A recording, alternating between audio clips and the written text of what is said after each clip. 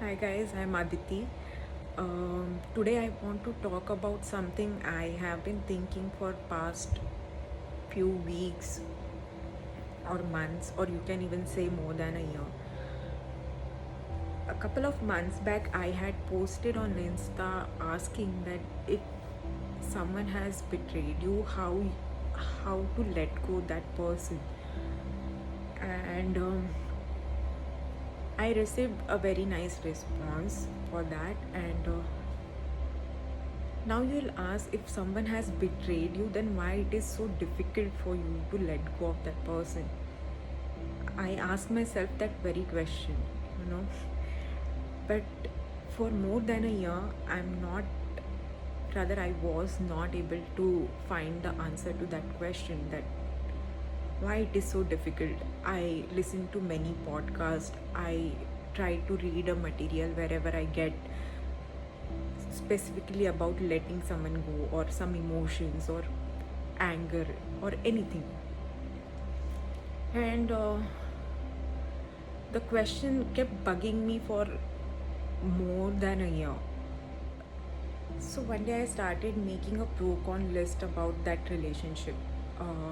It sounds very childish, but trust me, it helps you many times to make a pro con list, be it for your normal day to day life thing or anything serious, because it gives you certain kind of clarity. So while making the pro con list, I understood when in pros that person loved me, the person was there for me in certain situations, helped me in certain situations. There was cons, uh, like the person abandoned me at a time when I needed that person the most. That person gaslighted me many times, and most of all, while I was fighting for that person was fighting with me. So will I ever want such kind of a person in my life in future, or hypothetically even that person comes back in my life, will I able to live with these things? Of course, any relationship needs a lot of work, constant work rather, be it with your family or special relationship or friendship, anything. But when the work is from one side, then the relationship becomes very toxic. And while all this happening, uh, when the answer was no, I won't be able to be with a person who is abandoning me or not fighting for me, then why am I still holding on to that person, you know?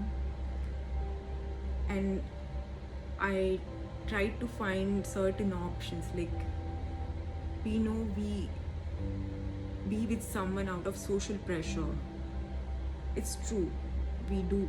uh, we are afraid of being all alone after that relationship ends, or even we are afraid of outgrowing person or outgrowing certain people in our life.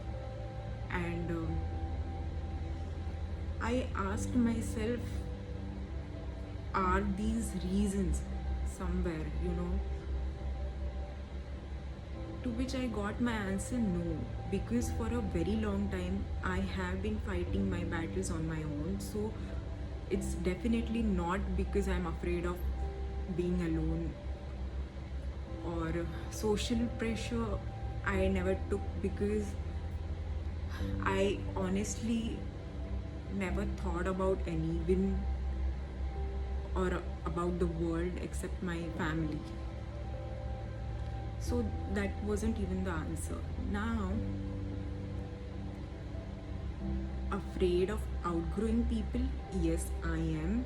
I am, but I understand that with as we grow old, we are bound to outgrow certain people, and it's not for the first time which is happening that.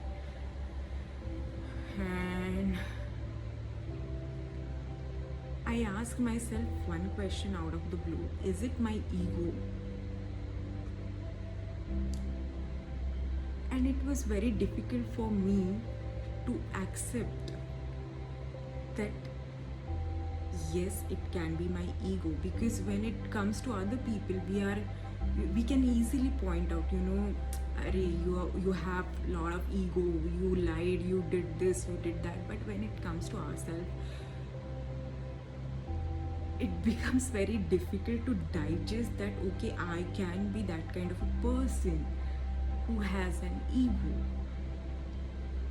So ego, in a sense, that how could that person leave me, how could that person abandon me, how could that person choose someone else over me, or how could that person not choose me over someone else. So these are all the things I kept thinking. For a month I kept denying that this can't be my ego. But then I realized it was my ego, and the moment I accepted it, I kind of won 1/4 of the battle, because going forward I am gonna, remember all those traumatic events, and it is gonna run in back of my mind. But I'll know one reason, like one thing, that I was holding on to that relationship, that I got my answer. So I think accepting, self-acceptance and self-compassion, rather I would say self-analysis, acknowledgement and acceptance are three most important things for anything in our life. Somewhere I've started feeling that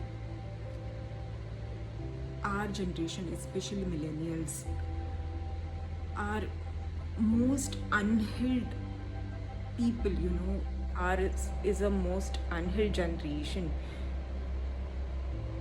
And somewhere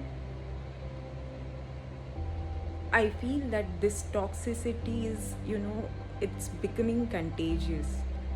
Like, if I keep jumping from one relationship to another relationship, I am hardly giving myself some time to heal from that first relationship, that first trauma, or I am hardly grieving about something that has ended, which is very necessary. Though we think that, with all these fears and everything, we usually keep jumping from one relationship to another relationship without even thinking. And what happens is, if I am the only person in a relationship who is making an effort for that relationship to work, it is not gonna work unless and until other person reciprocates, or even the other person is putting lot of efforts. And because I am that unhealed soul which has not healed from the previous trauma or relationship, I will hardly be able to reciprocate what the other person is providing me.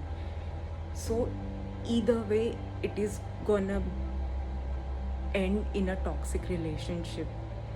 So I feel that it is very necessary for each one of us to,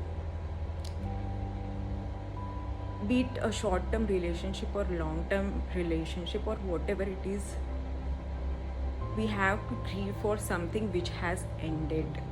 That's how we will heal ourselves, and that's how we will be able to provide someone else something very special.